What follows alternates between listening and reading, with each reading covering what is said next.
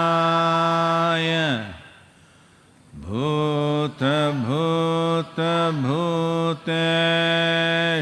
भूतभूतभूतेश्वराय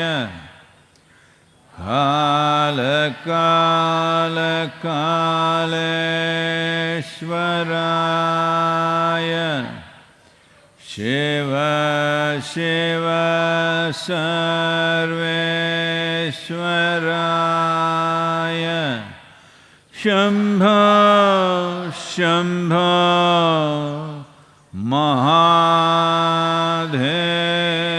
महादेवाय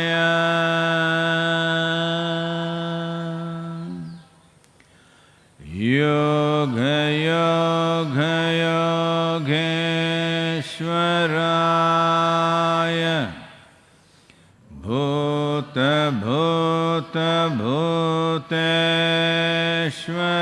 भूतभूतभूतेश्वराय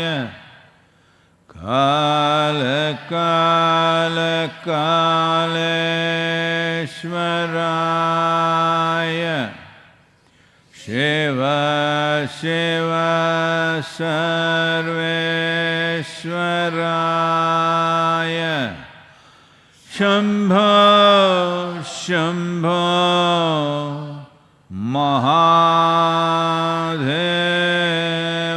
महादेवाय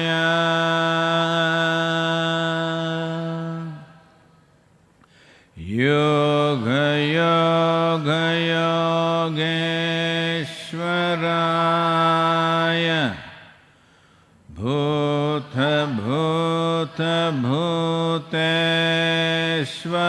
भूतभूतभूतेश्वराय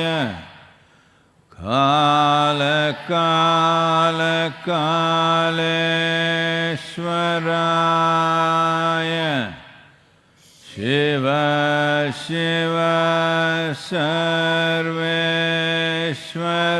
सर्वेश्वराय शम्भो शम्भो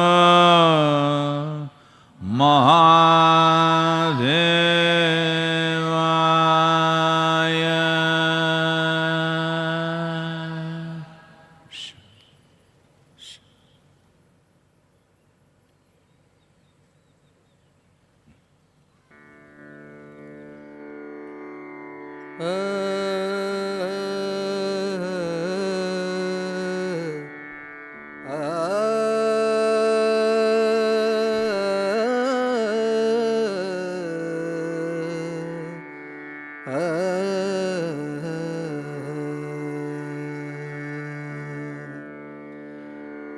ಬಿದ್ದಿಯ ಬೇ ಮುದುಕಿ ಬಿದ್ದಿಯ ಬೇ ಬಿದ್ದಿಯ ಬೇ ಮುದುಕಿ ಬಿದ್ದಿಯ ಬೇ ಬಿದ್ದಿಯ ಬೇ ಮುದುಕಿ ಬಿದ್ದಿಯ ಬೇ ನೀ ದಿನ ಹೋದಾಕಿ ಇರು ಭಾಳ ಜ್ವಾಕಿ ನೀ ದಿನ ಹೋದಾಕಿ ಇರು ಭಾಳ ಜ್ವಾಕಿ ಬಿದ್ದಿಯ ಬೇ ಮುದುಕಿ ಬಿದ್ದಿಯ ಬೇ ಬಿದ್ದಿಯ ಬೇ ಮುದುಕಿ ಬಿದ್ದಿಯ ಬೇ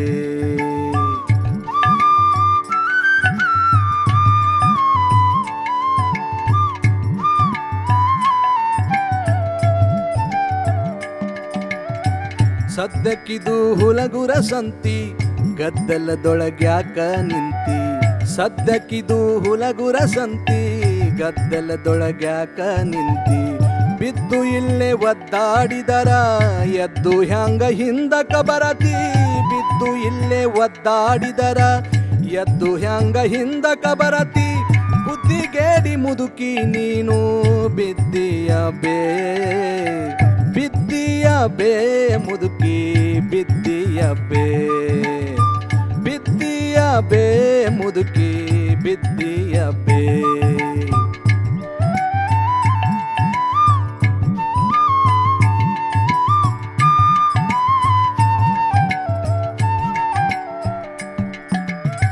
ಬುಟ್ಟಿಯಲ್ಲಿ ಪತ್ತಲ ಇಟ್ಟಿ ಅದನ್ನು ಉಟ್ಟ ಹೊತ್ತಾಳು ಜ್ವಾಕಿ ಬುಟ್ಟಿಯಲ್ಲಿ ಪತ್ತಲ ಇಟ್ಟಿ ಅದನ್ನು ಉಟ್ಟ ಹೊತ್ತಾಳು ಜ್ವಾಕಿ ಕೆಟ್ಟ ಗಂಟಿ ಚೌಡೇರಿ ಬಂದು ಹುಟ್ಟದ್ದನ್ನೇ ಕದ್ದಾರು ಜ್ವಾಕಿ.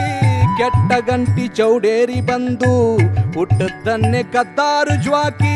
ಬುದ್ಧಿಗೇಡಿ ಮುದುಕಿ ನೀನು ಬಿದ್ದೀಯ ಬೇ, ಬಿದ್ದೀಯ ಬೇ ಮುದುಕಿ ಬಿದ್ದೀಯ ಬೇ. ಹೋ ಬಿದ್ದೀಯ ಬೇ ಮುದುಕಿ ಬಿದ್ದೀಯ ಬೇ.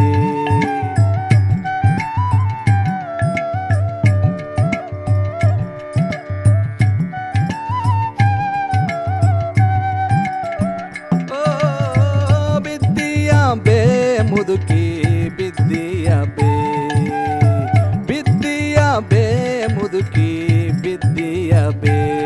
ಹೋ ಬಿದ್ದೀಯ ಬೇ, ಹೋ ಬಿದ್ದೀಯ ಬೇ.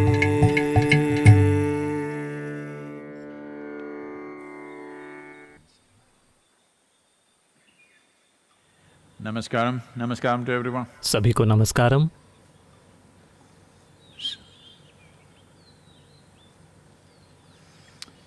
तो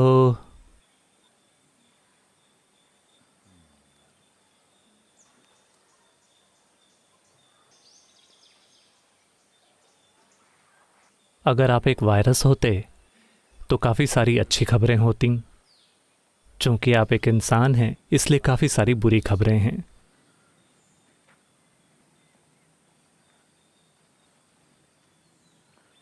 उम्मीद है कि वो दर्शन में मौजूद नहीं है.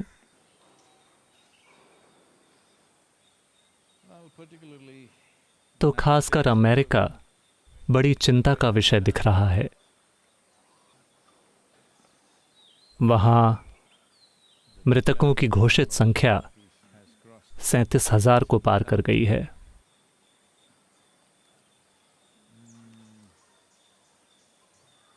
और ये भौगोलिक रूप से बढ़ रहा है, इसका विस्तार हो रहा है.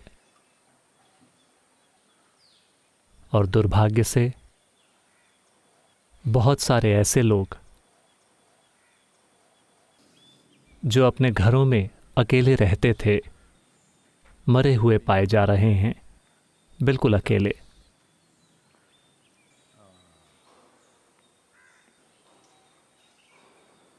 मैं ये नहीं समझ पा रहा हूँ कि वो इमरजेंसी के लिए किसी को बुला क्यों नहीं सके.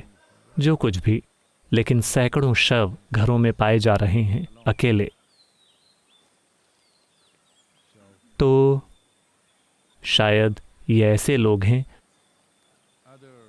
जिन्हें दूसरी बीमारियां हैं, जैसे दिल की बीमारी, और उनमें इन्फेक्शन के सामान्य लक्षण न दिखे हों, लेकिन उनका हार्ट फेल हो गया हो या ऐसा कुछ, और शायद वो इस वजह से मर रहे हों. तो इस बारे में चिंता खत्म नहीं हुई है. मुझे पता है कि भारत में बहुत सारे लोग 20 तारीख को सड़कों पर जाने के लिए बेताब हैं, ये सोचकर कि लॉकडाउन उठ जाएगा. मुझे नहीं लगता कि 20 तारीख को इसमें कोई ढील होगी, सिवाय कुछ सेवाओं के और आर्थिक गतिविधियों के, जैसे खेती और कुछ दूसरी चीज़ें. मुझे नहीं लगता कि देश ऐसा करने का जोखिम उठा सकता है. लेकिन 3 मई को भी जब इसमें ढील दी जाएगी तो हमें समझना होगा कि यह आर्थिक मजबूरी के कारण है, इसलिए नहीं क्योंकि हमने वायरस पर विजय पा ली है. आर्थिक मजबूरियां हमें कुछ चीज़ें करने के लिए मजबूर कर रही हैं, क्योंकि हम नहीं चाहते कि समाधान समस्या से अधिक महंगा हो जाए. और धीरे धीरे हम उस दिशा में बढ़ रहे हैं. यहाँ तक कि अमेरिका भी चीज़ों को खोलने और वापस काम पर जाने की बात कर रहा है. देखते हैं क्या होता है, और जो होगा वो बहुत सुखद नहीं होने वाला है. तो मुझे नहीं लगता कि मैं दुनिया के अलग अलग नेताओं की बातें सुन रहा हूँ और सब कुछ. मुझे नहीं लगता कि किसी को भी अंदाज़ा है कि इसे ठीक से कैसे संभाला जाए. हम लॉकडाउन्स करके केवल इसे धीमा करने की कोशिश कर रहे हैं. किसी को भी अंदाज़ा नहीं है. तो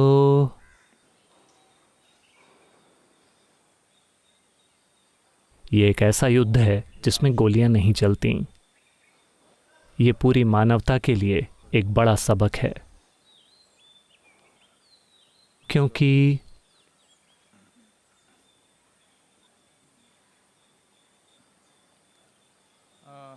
बीसवीं शताब्दी में कई सारे युद्ध हुए। दो ऐसे युद्ध जिन्हें विश्व युद्ध कहा गया, जिनमें मरने वालों की संख्या करोड़ों में थी। जब पहला विश्व युद्ध हुआ, कई मायनों में, क्योंकि ये उसी भौगोलिक क्षेत्र में हुआ, यूरोप में, इसकी शुरुआत वहीं हुई थी, और लोगों ने सोचा हम फिर से ये गलती नहीं करेंगे, क्योंकि उस युद्ध ने इतना विनाश किया। जब युद्ध समाप्त हुआ, जैसा कि वो काफ़ी नहीं था, स्पेनिश फ्लू का हमला हुआ। दुनिया भर में 5 करोड़ से अधिक लोगों की मृत्यु हुई, जिसमें लगभग 30 लाख मौतें भारत में हुईं। उस अनुभव के बाद कई मायनों में लोगों को लगा कि बस बहुत हुआ, हम फिर ऐसा नहीं करने वाले।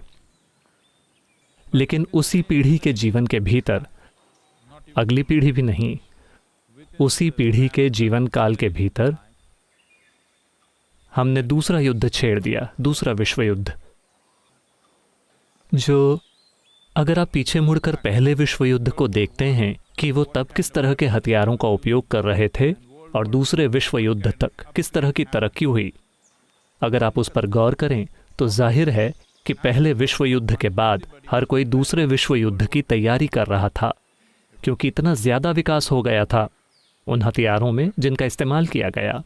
तो उन्होंने लगभग 29 सालों का समय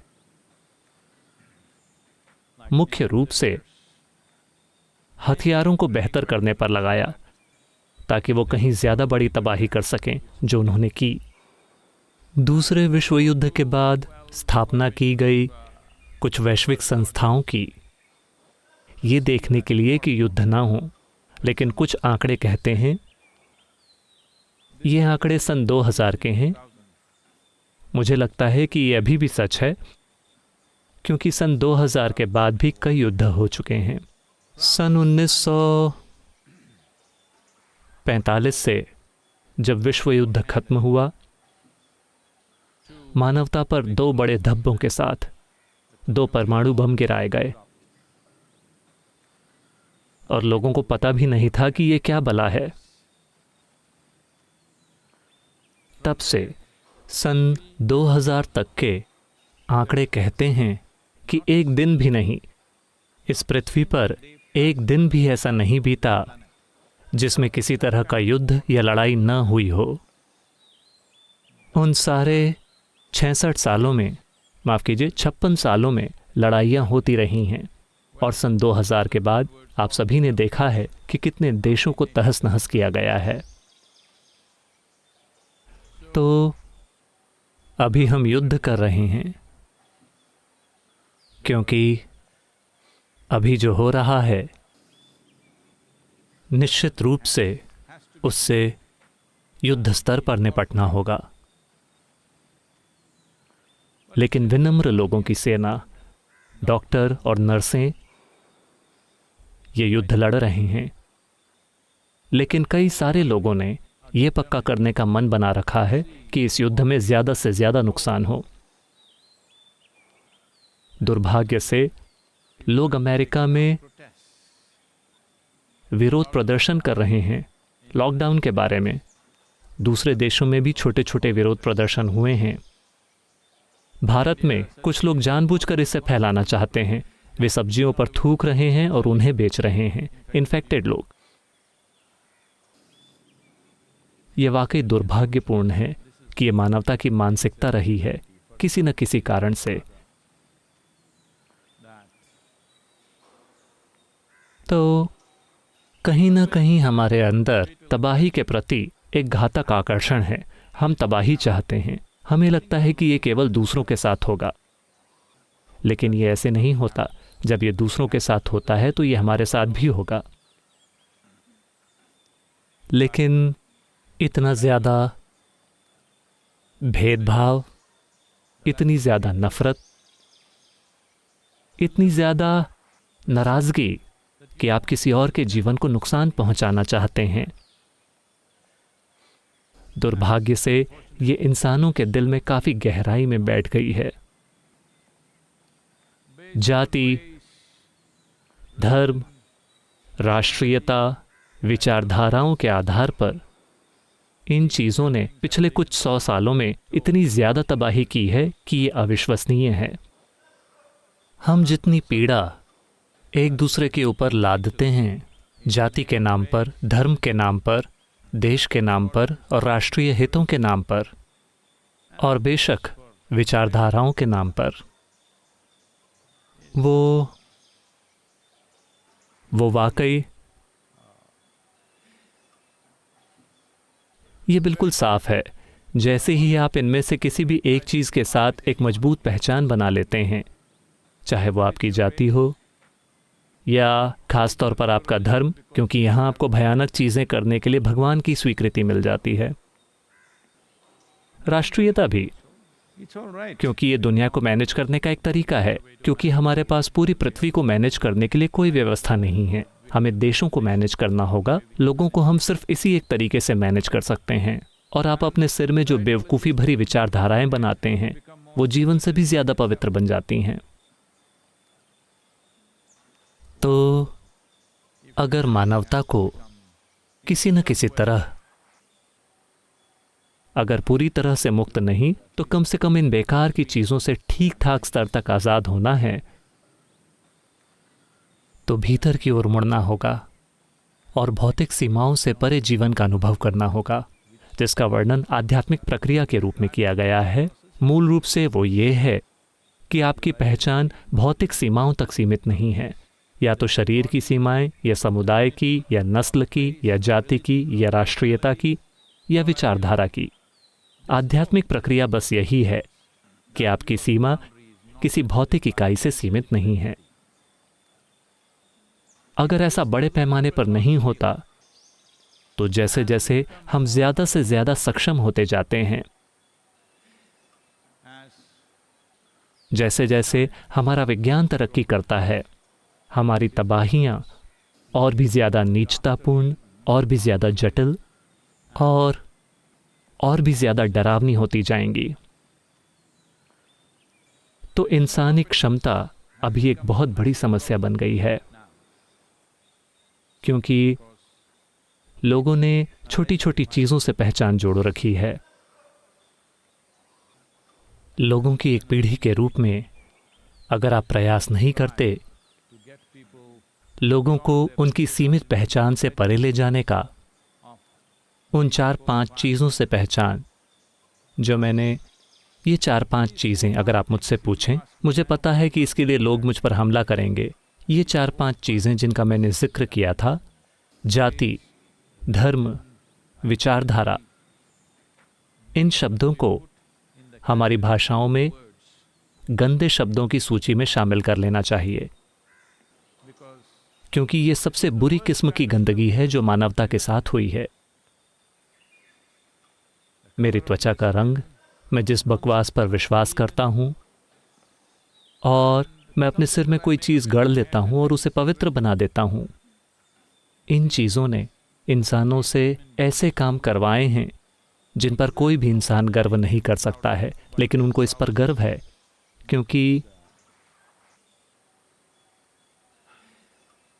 उनकी बुद्धि से भी बड़ी कोई चीज़ उनसे ऐसा करने के लिए कहती है,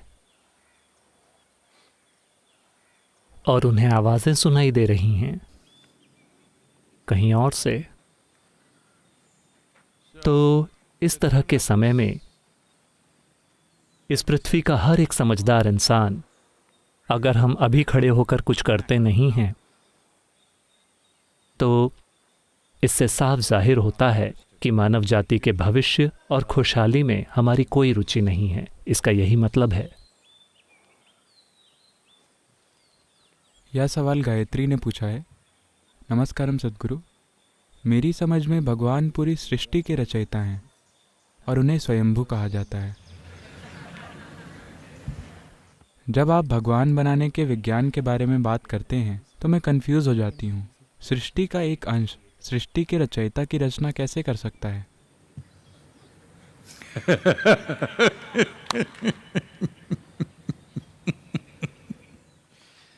मैं क्या करूं? आपकी समझ में भगवान सृष्टि के स्रोत हैं, क्या था? वो क्या है? वो रचयिता हैं, तो सृष्टि का एक अंश रचयिता की रचना कैसे कर सकता है? हम दूसरे हिस्से पर बाद में आएंगे, पहले आपकी समझ कि वो पूरी सृष्टि के रचयिता हैं। ठीक है। पहली चीज तो ये कि आप नहीं जानते कि पूरी सृष्टि क्या है। कोई नहीं जानता। जब आप ये भी नहीं जानते कि पूरी सृष्टि क्या है, तो आप सृष्टि के रचयिता को कैसे जानते हैं? मैं कह रहा हूं कि अगर आप उत्पाद को ही नहीं देख सकते, आपके पास उत्पाद को ही पूरी तरह से देखने की क्षमता नहीं है, आप बस इसका एक जरा सा हिस्सा देख रहे हैं, लेकिन अब आप जानते हैं कि इसे किसने बनाया है और उनके क्या गुण हैं, वो इसे कैसे बनाते हैं, आप हर चीज जानते हैं। तो आपकी समझ में एक गंभीर समस्या है। आप इसे समझ नहीं कह सकते। ये बस इंसानों में एक तरह का अहंकार है कि आप में ये कहने की विनम्रता नहीं है कि मैं नहीं जानता, तो आप हर चीज़ को एक मूर्खतापूर्ण तरीके से समझते हैं।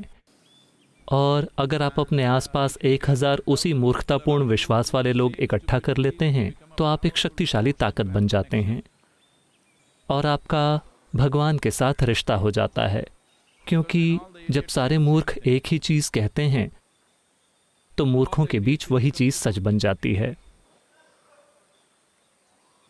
तो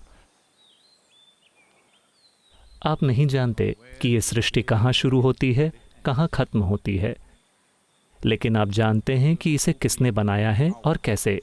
और आप ये भी जानते हैं कि उन्होंने खुद को भी बनाया है और उनका लिंग पुल्लिंग है। आप ये सब जानते हैं,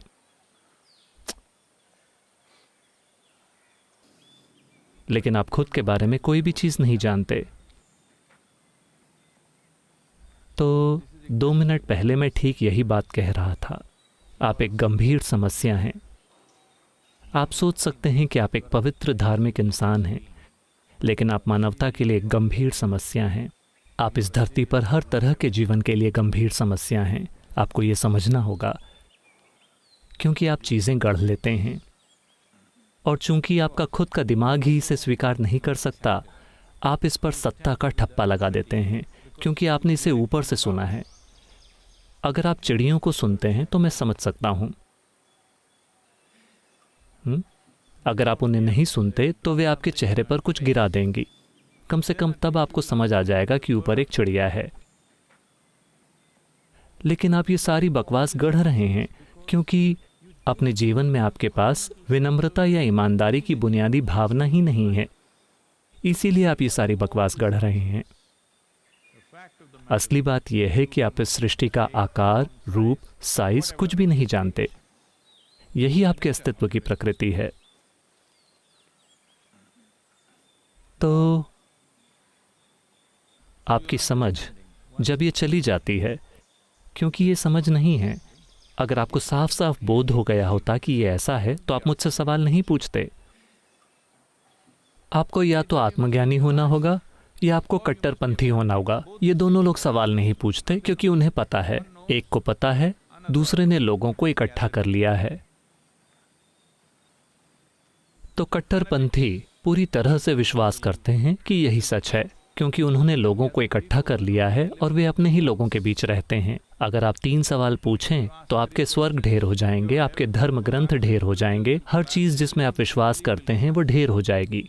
इसलिए हम हमेशा उन लोगों की हत्या कर देते हैं जो सवाल पूछते हैं, क्योंकि ये सवाल से निपटने का दूसरा तरीका है। हाँ, बहुत असरदार। जब आपके पास सवाल का जवाब नहीं होता, तो सवाल पूछने वाले को मार डालो, सवाल चला गया। तो सवालों से निपटने का यही तरीका रहा है। अब ये एक सवाल है, मैं सवाल करने वाले को गायब नहीं करूंगा, मैं सवाल को गायब करना चाहता हूं, क्योंकि आप ये भी नहीं समझते कि आपके पास ये देखने की क्षमता भी नहीं है कि सृष्टि क्या है, इसका स्रोत क्या हो सकता है। आपके पास ये देखने की जरा भी क्षमता नहीं है। ये सब एक बुनियादी अहंकार से आ रहा है कि इंसान सृष्टि का केंद्र है। नहीं, आप एक केंचुए हैं, आप एक कीड़े हैं, आप एक चींटी भी नहीं हैं। धरती माता आपको ऐसे देखती है जैसे आप कोरोना वायरस हों, क्योंकि आपका उन पर असर बिल्कुल वैसा ही है जैसा वायरस का हम पर है। ये वही चीज है। तो तमामों चीजों की कल्पना मत कीजिए। अगर आप इन कल्पनाओं को हटा दें, तब आप एक अचरज की एक अनवरत अवस्था में होंगे। हर चीज जो आप देखते हैं वो बहुत जबरदस्त होगी। आप एक पत्ती को ही अपने जीवन भर में नहीं जान सकते। मैं आपको बता रहा हूं, अगर आप 100 साल तक जीते हैं, अगर आप एक चींटी को 100 सालों तक देखते रहें, फिर भी आप नहीं जान पाएंगे कि वो कैसे बनी है। लेकिन आप जानते हैं कि सृष्टिकर्ता कैसे बने हैं। आप कह रहे हैं कि वो स्वयंभू हैं। स्वयंभू का मतलब कुछ और होता है, वो नहीं जैसा आप सोच रहे हैं कि उन्होंने खुद को बना लिया। आपने भी खुद को बनाया है। आप ऐसे पैदा हुए थे, आप ऐसे बन गए। आपने खुद को बनाया है या नहीं? और ये सारी बेवकूफ़ी की चीज़ें जो आप सोच रहे हैं और विश्वास कर रहे हैं, वो भी आपने बनाई हैं। शायद आपके पास समर्थन के लिए समुदाय हो, और शायद आपके पास एक किताब हो जो आपके समुदाय को समर्थन देती है, लेकिन आप उन चीज़ों में विश्वास करते हैं जिन्हें आप नहीं जानते। आप में इतनी इंसानियत क्यों नहीं है कि आप कह सकें कि मुझे नहीं पता? फिर एक संभावना है आपके बोध को बेहतर बनाने की। जहां आप हैं, कम से कम आप वहां से अगले चरण में जा सकते हैं। सद्गुरु, हम सब यहाँ आए, हम इस दर्शन में बैठे हैं क्योंकि हमें लगा कि आप हमें हर चीज़ समझा देंगे। नहीं, मैं आपको बस ये समझाने की कोशिश कर रहा हूँ कि आप इस ब्रह्मांड में कभी भी एक भी चीज़ नहीं समझ पाएंगे। मैं आपको इतना ही समझाने की कोशिश कर रहा हूँ। आप नहीं समझ पाएंगे। आप अनुभव कर सकते हैं, ये एक सौभाग्य है। वो भी हमें नहीं पता कि ये सौभाग्य हमें क्यों दिया गया है कि हम चीज़ों को अनुभव कर सकें। समझना, आपने क्या समझा है? बस एक चीज़, क्या आपने कुछ समझा है? एक परमाणु, क्या आप समझ पाए हैं? परमाणु का 99% से ज़्यादा हिस्सा खाली है। क्या आप उस 99% को समझ पाए हैं? आप उस 0.0001% को थोड़ा बहुत समझ पाए हैं, और उससे पहली चीज जो आपने बनाई वो था बम। हाँ, वही पहली चीज थी जो आपने बनाई, वही आपकी समझ है। आपने भौतिक प्रकृति के बुनियादी कण को लेकर उसे एक भयंकर विनाशकारी ताकत में तब्दील कर दिया। यह है आपकी समझ। तो सवाल का आखिरी हिस्सा क्या था? सृष्टि का एक अंश रचयिता की रचना कैसे कर सकता है? ऐसा हुआ।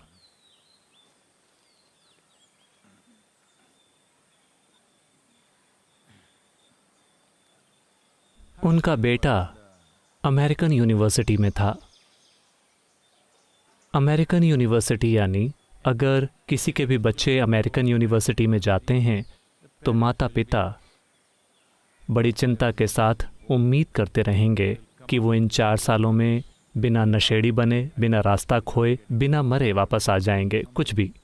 मैं एक देश की बहुत ख़राब तस्वीर सामने रखने की कोशिश नहीं कर रहा हूँ, लेकिन दुर्भाग्य से ये युवाओं का तरीका बन गया है। अगर आप 4 साल वहाँ बिताते हैं और ड्रग्स, सिगरेट या शराब के बिना बाहर आते हैं तो आप एक झक्की रहे होंगे अपनी यूनिवर्सिटी में। आप शायद इकलौते झक्की थे। तो आप जानते हैं कि आपका बच्चा झक्की नहीं है। तो माँ परेशान है, वो क्या कर रहा है। तो उन्होंने फैसला किया कि उसके जन्मदिन पर वो उसे एक बहुत ही सुंदर कपड़े में लिपटी हुई, बाइंडिंग की हुई बाइबल देंगी। इस उम्मीद से कि वो इस पुस्तक को खोलेगा। जब से वो वहाँ गया है शायद उसने कोई भी पुस्तक न खोली हो, आप नहीं जानते, लेकिन वो उम्मीद कर रही हैं कि वो कम से कम इस किताब को खोलेगा और कोई ना कोई बात उसके साथ रह जाएगी। तो उन्होंने उसे पैक किया और पोस्ट ऑफिस ले गईं। पोस्टमास्टर ने महिला से पूछा, क्या इस पैकेज में कुछ ऐसा है जो टूट सकता है? महिला ने कहा, बस 10 ईश्वरीय आदेश।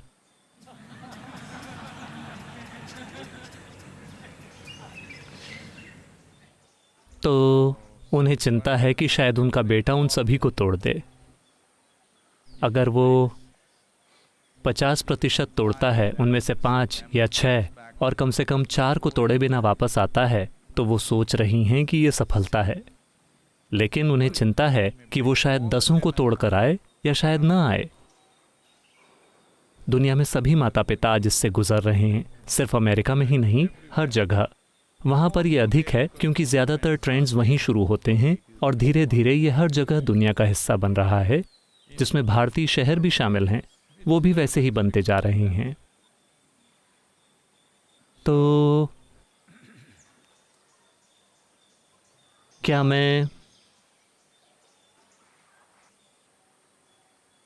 मैं अस्तित्व की प्रकृति और सृष्टा की प्रकृति को जान पाऊंगा? आप कभी नहीं समझ पाएंगे, लेकिन आप प्रकृति का अनुभव कर सकते हैं, क्योंकि सृष्टि की प्रकृति ऐसी है कि जैसा कि मैं वायरस के संबंध में भी कह रहा था कि सृष्टि की प्रकृति या इस ग्रह पर जीवन की प्रकृति ऐसी है कि ये सब जीवन एक दूसरे में मिला हुआ है। आपके एक अलग जीवन होने जैसी कोई चीज़ नहीं है। लाखों बैक्टीरिया यहाँ रहते हैं, इसके अंदर इतने सारे वायरस इसके अंदर रहते हैं। ये एक चीज़ कुछ अधिक परेशानी दे रही है, तो हमें उसे मैनेज करना होगा। हमने एक तरह से उसके साथ सौदा कर लिया है। खाते समय कुछ अंदर चला जाता है, चलते समय कुछ अंदर चला जाता है, मुंह खोलते हैं तो कुछ अंदर चला जाता है, मुंह नहीं खोलते हैं तो नाक से अंदर चला जाता है। यही कारण है कि अभी हर कोई ढका हुआ है। तो यही जीवन की प्रकृति है, ये सब एक दूसरे में मिला हुआ है। यही सृष्टि की प्रकृति भी है। क्या सृष्टि है और क्या सृष्टि का स्रोत है, ये सब एक दूसरे में मिले हुए हैं, वरना आप इस तरह से बड़े नहीं होते। आपने ईंट और सीमेंट लेकर खुद को इस आकार और रूप में नहीं बनाया, ये भीतर से हुआ है। जाहिर है जिसने इसे बनाया है वो आपके भीतर से काम कर रहा है। चूंकि ये आपके भीतर है, आपको इसे बहुत साफ साफ समझना चाहिए। सिर्फ इसलिए क्योंकि ये आपके भीतर है, आपके पास अनुभव करने की क्षमता है, क्योंकि सभी इंसानी अनुभव आपके भीतर ही होते हैं। आपको लगता है कि आप इस पेड़ को देख रहे हैं, ये सच नहीं है। इस पर प्रकाश पड़ रहा है और रिफ्लेक्ट होकर आ रहा है, आपके लेंस से भीतर जा रहा है, रेटिना पर उल्टी छवि बन रही है। आप पूरी कहानी जानते हैं कि आँख कैसे काम करती है, कम से कम बुनियादी स्तर पर। तो आप इसे केवल उस तरह से देख रहे हैं जिस तरह से आपके दिमाग में इसकी छवि बन रही है। तोता पेड़ को कैसे देख रहा है आप नहीं जानते। चींटी पेड़ को कैसे देख रही है आप नहीं जानते। हाथी पेड़ को कैसे देखता है आप नहीं जानते। हमें थोड़ा बहुत अंदाज़ा है, लेकिन आप जानते हैं कि आप इसे जिस तरह से देख रहे हैं उस तरह से आप उसे देख रहे हैं। तो आप हर चीज़ को अनुभव कर रहे हैं। प्रकाश और अंधकार केवल आपके भीतर होते हैं। पीड़ा और आनंद केवल आपके भीतर होते हैं। सुख और दुख केवल आपके भीतर होते हैं। कष्ट और परमानंद केवल आपके भीतर होते हैं। सब कुछ जो आपको लगता है कि आप जानते हैं वो केवल आपके भीतर ही हो रहा है। या दूसरे शब्दों में, आप केवल वही जानने में सक्षम हैं जो आपके भीतर होता है। आप कुछ और जानने में सक्षम नहीं हैं। आप इस बुनियादी साधन पर निर्भर हैं, बोध का बुनियादी साधन जो मानव तंत्र है, और आप ये मान रहे हैं कि आप जिसका अनुभव कर रहे हैं वही सब कुछ है। ये जीवन को देखने का बिल्कुल गलत तरीका है, पूरी गलत फहमी। ये जीवन को एक चाबी के छेद से देखने जैसा है। ये कुछ ऐसा है, आप एक चाबी के छेद से बाहर देख रहे हैं। मान लीजिए एक गाय गुजरती है। गाय धीरे धीरे चल रही है। आपने नाक देखी। इन दिनों आप नाक से डरते हैं, मुझे पता है। तो आपने अपनी नाक ढक ली। फिर आपने उसका थूथन देखा, फिर आपने उसकी आंख देखी, फिर आपने उसके सींग देखे, फिर आपने उसकी गर्दन देखी, फिर आपने शरीर को देखा, वो एक दीवार की तरह गुजर गई। फिर आपने पूंछ या जो कुछ भी देखा, सब कुछ हिस्सों में। अब हर बिंदु पर आप निष्कर्ष बनाते रहते हैं। आप थूथन देखने के बाद जिस निष्कर्ष पर पहुंचे वो साफ तौर पर बदल गया जब आपने सींग को देखा। ये साफ तौर पर हर हिस्से के साथ बदलता गया। जिसे हम विज्ञान मानते हैं, क्या हम उसे इसी तरह से नहीं खोज रहे हैं? हर दिन सृष्टि के बारे में हमारी राय बदल रही है, और वैसे सृष्टा के बारे में हमारी राय अंतहीन है। तो जब हमने कहा भगवान को बनाना, हम भगवान के सिर्फ एक सबसे बड़े भगवान होने की बात नहीं कर रहे हैं। हम एक यंत्र बनाने की बात कर रहे हैं, एक साधन जिसके साथ अगर आप किसी चीज़ की मदद से थोड़ा बेहतर चल सकें, सिर्फ अपने पैरों से चलने के बजाय, तो ये आपके लिए अच्छा होगा। अगर आप दौड़ने के बजाय साइकिल पर जा सकते हैं तो ये वाकई में शानदार है। आप एक काम कीजिए, अब आपको खाना खाने के लिए जाना है। हम कल से आपके लिए ऐसा करेंगे, आज हमने व्यवस्था नहीं की है। अगर आप वहाँ पहुँचते हैं, हम 7 बजे से 2 मिनट पहले ही दर्शन खत्म करेंगे। अगर आप वहाँ 7 बजे पहुँचते हैं, केवल तभी आपको खाना मिलेगा, नहीं तो नहीं मिलेगा। आप सभी दौड़ने लगेंगे। शायद यहाँ से 70-80 गज की दूरी हो, नहीं शायद यहाँ से लगभग 300 गज। लेकिन आप देखेंगे कि ज़्यादातर लोग बिना भोजन के वापस लौटेंगे। वो क्या करेंगे? परसों तक वो सभी एक एक साइकिल लेकर आएंगे, क्योंकि हम दूसरे वाहनों की अनुमति नहीं देते। वो एक साइकिल लेकर आएंगे। फिर अगले दिन आप देखेंगे केवल साइकिल वाले लोगों को ही भोजन मिलेगा। तो चूंकि हमें इसका एहसास हो गया, हमने कई तरीके की मशीनें बनाई। जिन लोगों के पास बेहतर प्रदर्शन के लिए उपकरण होंगे, वो बेहतर प्रदर्शन करेंगे। आज आप कहते हैं कि कुछ देश टेक्नोलॉजी के मामले में अधिक विकसित हैं, यानी क्या? उनके पास बेहतर मशीनें हैं, इसलिए वो फल फूल रहे हैं। तो यहाँ इस संस्कृति में हमने देवी देवताओं को मशीनों या यंत्रों के रूप में देखा। उस वजह से क्या हम सफल रहे? निश्चित रूप से, एक ज़बरदस्त तरीके से, पूरी दुनिया से कहीं आगे। जब दुनिया के ज़्यादातर हिस्सों में लोग शिकार कर रहे थे और चीज़ों को इकट्ठा कर रहे थे, यहाँ हम सबसे ऊंचे स्तरों का गणित, संगीत, अलग अलग तरह के विज्ञान कर रहे थे और बहुत समृद्ध जीवन जी रहे थे उन दिनों के हिसाब से। यहाँ तक कि सिर्फ 250 साल पहले ये सबसे समृद्ध संस्कृति थी। दुनिया के 33% से ज़्यादा उत्पाद भारत से आते थे। आपको लगता है कि ये सब बिना किसी तरह की टेक्नोलॉजी के हुआ था? एक अलग तरह की टेक्नोलॉजी, क्योंकि हमने मशीनें बनाने के बारे में नहीं सोचा। हमने ऐसी तकनीकों के बारे में सोचा जो इस मशीन को बेहतर बनाएंगी। जैसे जैसे ये मशीन बेहतर होती गई, कार्य करने की क्षमता, बुद्धिमत्ता, संस्कृति की गूढ़ता, इनका विकास हुआ जैसा कहीं और नहीं हुआ। मैं अपने राष्ट्रवादी अभिमान के चलते ये नहीं कह रहा हूं। मैं उस तरह का नहीं बना हूं, लेकिन लोगों के रूप में, संस्कृति के रूप में, किसी ने भी इंसान के भीतरी मैकेनिक्स को उस तरह नहीं खोजा जैसे इस संस्कृति ने किया। किसी ने भी जीवन के उन आयामों के लिए उतने समय और उतनी ऊर्जा का निवेश नहीं किया। हर किसी ने हमेशा सोचा कि बाहरी विजय ही एकमात्र सफलता है, तो इसने महान विजेता पैदा किए, सिकंदर, चंगेज खान जैसे लोग। हमने कभी वैसा कोई आदमी नहीं बनाया। यहाँ हमने संत और ऋषि बनाए। ये एकमात्र ऐसी संस्कृति है। मैं चाहता हूँ कि आप पीछे पलट कर देखें। ये एकमात्र ऐसी संस्कृति है, यहाँ तक कि आज भी हमारा इतिहास ज़्यादातर हमारे संतों और योगियों के समय से पहचाना जाता है, राजाओं के समय से नहीं। केवल पिछले 300-400 सालों में हम राजाओं की बात कर रहे हैं, वरना मोटे तौर पर हम कहते हैं कि ये इस ऋषि का समय है, वो उस योगी का समय है, सिर्फ इसलिए क्योंकि हमने महत्व दिया इस मशीन को एक ऊंची क्षमता वाली मशीन में विकसित करने में, ताकि ये मशीन इस तरह से काम करे कि ये सुपर ह्यूमन लगने लगे। भौतिक कामकाज नहीं, बोध के स्तर पर, क्योंकि हमने देखा कि सिर्फ बोध को बेहतर बनाने से ही जीवन बेहतर हो सकता है। इसका कोई दूसरा तरीका नहीं है। अगर आप खुद को बेहतर बनाना चाहते हैं तो आपको कुछ ऐसा देखने के काबिल होना होगा, कुछ ऐसा सुनने के काबिल होना होगा, कुछ ऐसा जानने के काबिल होना होगा जिसे आम तौर पर लोग नहीं कर पाते हैं। इसीलिए हमने देवी देवता बनाए। तो गॉड शब्द एक अंग्रेजी शब्द है। उन्होंने शब्द का इस्तेमाल करना शुरू कर दिया। वो हर किसी को, हर योगी को, हर साधु को, हर संत को इस देश में, ये बेवकूफ़ जिन्होंने भारत में इंग्लिश एजुकेशन में पढ़ाई की है, जिसमें मैं भी शामिल हूँ, ये हम सभी को गॉडमैन कहते हैं। क्या किसी ने कभी दावा किया कि हम गॉडमैन हैं? लेकिन वो शब्द का प्रयोग कर रहे हैं। मैं कई जगहों पर इसका विरोध करता रहा हूं। मैंने कहा कहीं कोई गॉडमैन नहीं है, किसी ने दावा नहीं किया है। आपके जैसे गॉडडैम मैन इस गॉडमैन को बना रहे हैं।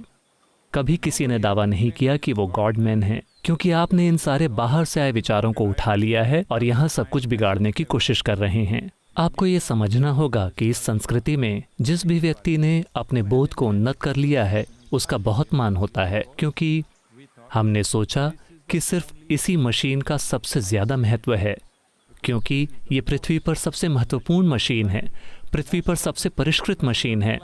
फाइन ट्यून करना बस यूं ही दूसरी मशीनें बनाने से ज़्यादा महत्वपूर्ण है। आप दूसरी मशीनें बनाते रहे, आप बना सकते हैं। आप हमेशा पहाड़ों को हिलाने की बात करते हैं। किस तरह का बेवकूफ़ पहाड़ों को हिलाना चाहेगा? बताइए। हेलो, क्या आप चाहते हैं कि ये पहाड़ यहाँ से हट जाए? एक बार ऐसा हुआ। शंकरन पिल्लई ईशा योग केंद्र आए। उन्होंने वेलकम पॉइंट पर चेक इन किया और कहा मुझे सबसे अच्छे नज़ारे वाला कमरा चाहिए। तो चूंकि आपको ये नहीं पता, आप दौड़कर उस कमरे के लिए लड़ाई मत शुरू कीजिएगा। चित्रा ब्लॉक, वहां की पहली मंजिल से सबसे अच्छा नज़ारा दिखता है।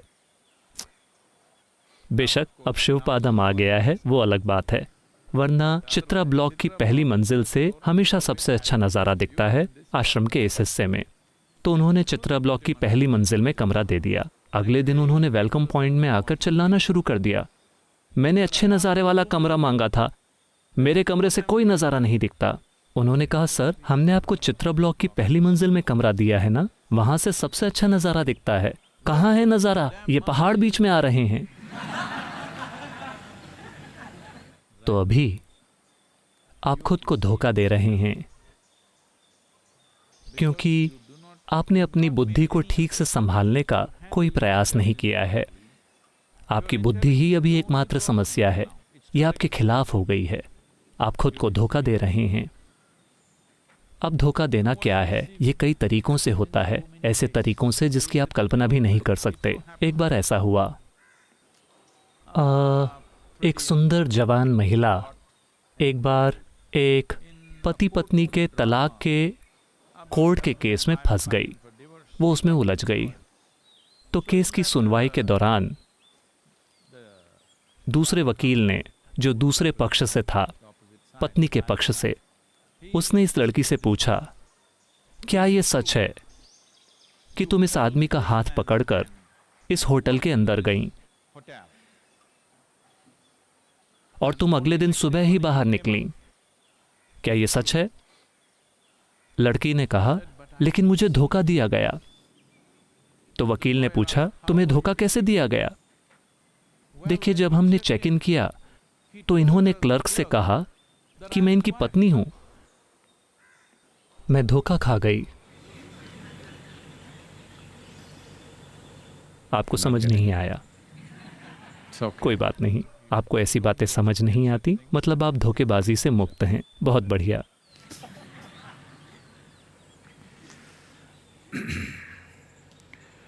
योग योग योगेश्वराय भूत भूत भूतेश्वराय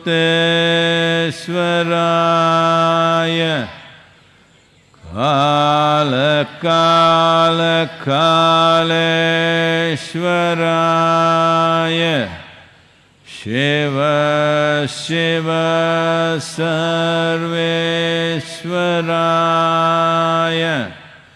शंभो शंभो महादेवाय।